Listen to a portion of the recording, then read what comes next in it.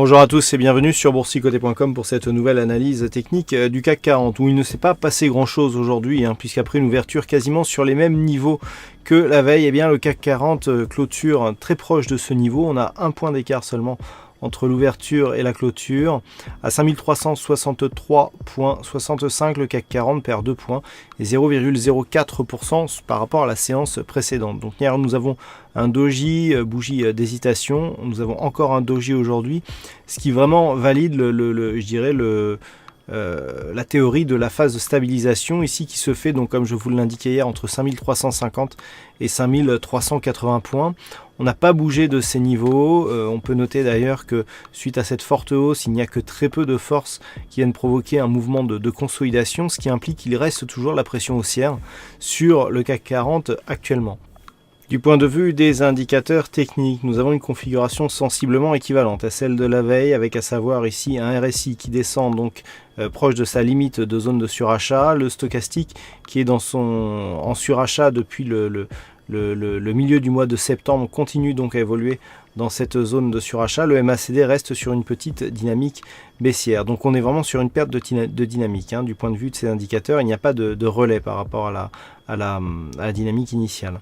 Point de vue des volumes, on a toujours des volumes qui sont légèrement supérieurs sur les séances baissières par rapport aux séances haussières, mais elles sont inférieures à la moyenne. Donc on est vraiment dans une configuration d'attente. La volatilité, elle, est inférieure à la moyenne. Donc on a une configuration exactement identique à celle de la veille, à savoir donc en cas de rupture ici 5380 points, eh bien on aura une dynamique qui validera la continuité du mouvement haussier d'un point de vue court terme, alors qu'une phase de consolidation, tant qu'elle ne dépasse pas ici la zone des 5330 points, eh bien ne remet pas en cause la dynamique actuelle. Si les cours venaient à casser ici les 5330 points, il y a un moyenne mobile 20 exponentielle qui va continuer à évoluer ici d'une manière légèrement haussière, donc en direction des cours, et c'est vraiment sur un test de cette moyenne mobile que l'on pourrait éventuellement détecter une possible sortie de cette dynamique. Mais tant que l'on est au-dessus ici de cette zone horizontale et cette moyenne mobile, eh bien on ne remet pas encore en cause actuellement la poursuite donc de cette dynamique.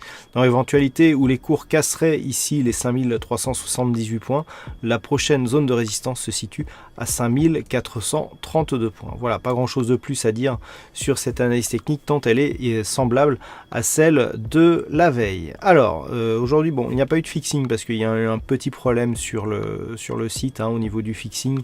Les liens ont disparu, donc je vais m'employer à les remettre rapidement.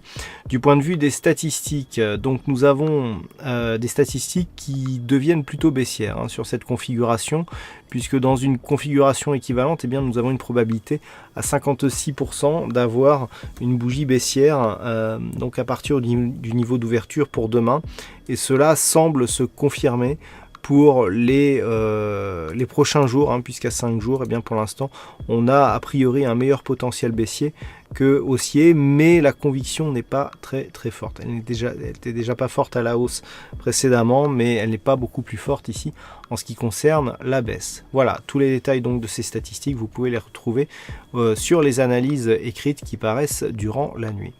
Voilà donc pour cette analyse technique. Passez une bonne soirée, de bons trades. On se retrouve dès demain pour d'autres analyses techniques, toujours sur le site boursicoté.com.